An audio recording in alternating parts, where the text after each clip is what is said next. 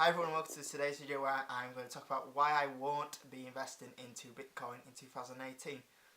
This is just my opinion. You're welcome to your own opinion. If you disagree, that's fair enough, and let me know why you disagree.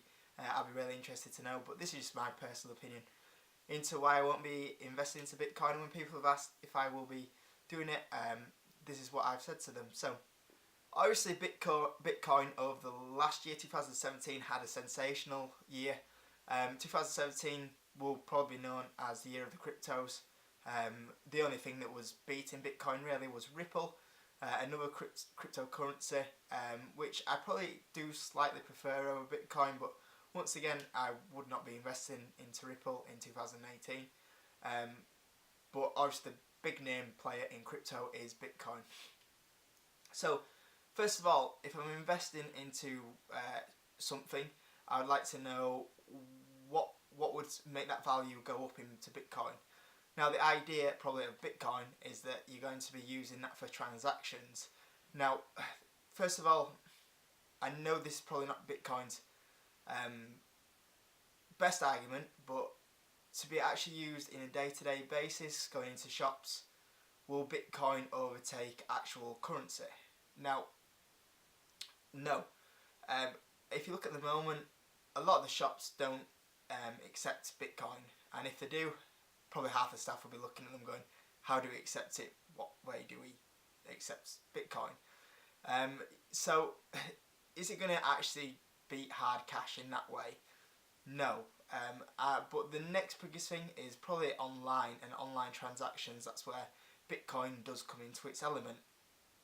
Now, if Bitcoin can be transferred without any transaction fees, there's not a delay in transferring Bitcoin to transfer like money currency across, obviously that is beneficial, and that is probably where I see the biggest use of Bitcoin being in a few years. Is it totally going to be worth than we're going to be using currency? No, because of the transactions that are going to have to be done. The problem is as well with Bitcoin is that obviously if you lose where you're storing the Bitcoin, then you totally lose it. Whereas if it's money with a bank, the bank can recover it, can retrack it, and they probably refund you for the money on their behalf, and they probably will look after you. With Bitcoin, you kind of don't really get that. I know they're trying to improve that, and that will probably at some point be not a problem at all. If so, it'd probably be a really rare case, but I think that's something always on will be on a lot of people's mind, which kind of puts me off Bitcoin. So now we talked about what the actual use of Bitcoin is and the problems it will have. I don't think it will take over in real world. Online, it does have a space for it without the transaction fees, without the delay. I can see some people using it, but realistically, money is always going to be actual currency is going to be way bigger than Bitcoin. It'll never get replaced. Now we need to talk about why Bitcoin. We invested it to make money. Now, there's no when you invest in a stock, you have that confidence in the stock because even if a stock doesn't go up, the dividend goes up. Or say for example, you can look at the figures, and when you look at figures in an actual stock, if it looks like the growth isn't what it's supposed to be in a company, or something fishy is going on, you can see it, and then you go, right, I'm coming out of this, and you avoid the falling knife before it happens. You get the warning signs when investing in stocks. You get the signs which is really good that the stock's about to go up.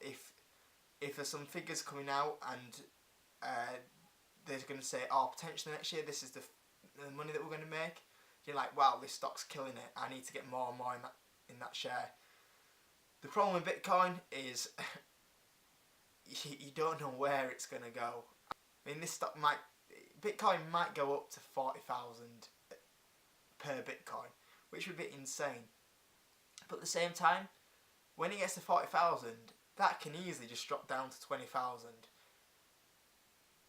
So to be in something where you lose $20,000 in a a second, which we did see a drop from $90,000 a few weeks ago, and it dropped down to like $12,000, $11,000.